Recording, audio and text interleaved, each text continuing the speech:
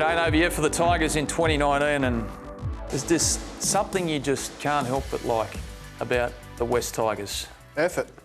You think that's it? Oh, I just love the way they go out and get about their business. They're not the most talented team in the NRL, but they play as best they can to their ability. They don't get there every week, but you can see them trying to. And when they don't, when they do fall short, and sometimes they've done it considerably this year, the coach comes into the post-match press conference and he wears it like a bad jacket. Yeah, he does. Yeah, but he you know tries what? not to say too much. You know, the night I was really admired Madge. We were there. We were at Parramatta Stadium, yeah. and they got bashed. I think, what was the score, 56-6 or something? And you know what? He could have gone and done his presser and gone home. He said, no, I'm going to go and talk to the fans on NRL 360. He fronted up. He took ownership. That was really big. I don't think many coaches would have done that. And you go through that roster he's got, and I was just talking to you guys, Thomas McHale, Luke Garner and Oliver Clark. I hadn't ever heard of them before this season started. I'd never heard of them. We maybe didn't think we'd hear of Chris Lawrence again. Broke his face, had all sorts of surgery, and has found his way back into the starting side. Josh Reynolds was never going to come back in and add so much energy either as a hooker. You know? Let's not forget about the most romantic story in rugby league at the moment, the renaissance of the great Benji Marshall. It's been compelling, hasn't it? Yeah, he's come back as a different player, hasn't he? Is it fair to say, and look, might sound outrageous, is he playing as well as ever?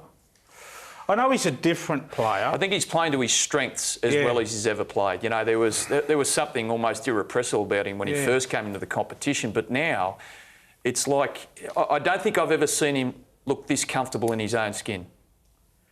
But he's playing like an $800,000 playmaker now. Don't tell him that. Oh, No, I won't. Don't tell Madge that. No, but do you agree?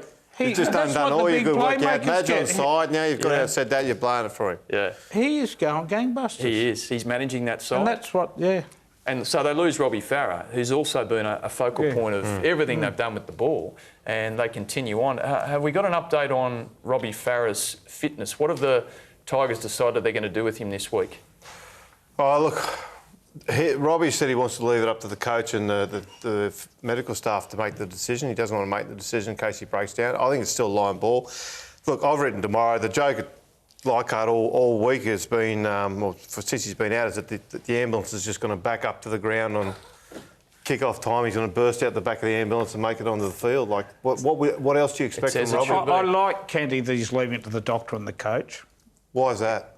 If he played half wounded and he misses a cut or something goes wrong and they get beaten, it costs them the finals in a really tight game, he's going to be wearing that. It's his last he will. game. I agree, Buzz. But take the pressure off and let Madge and the doc make the decision. But the flip side is, what if he's not ready and they pick him?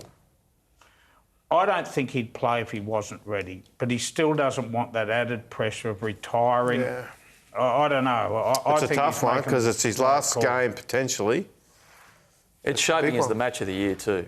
Seriously, Tigers Sharks, Leichhardt Oval, sellout. Am I right? Already, yeah.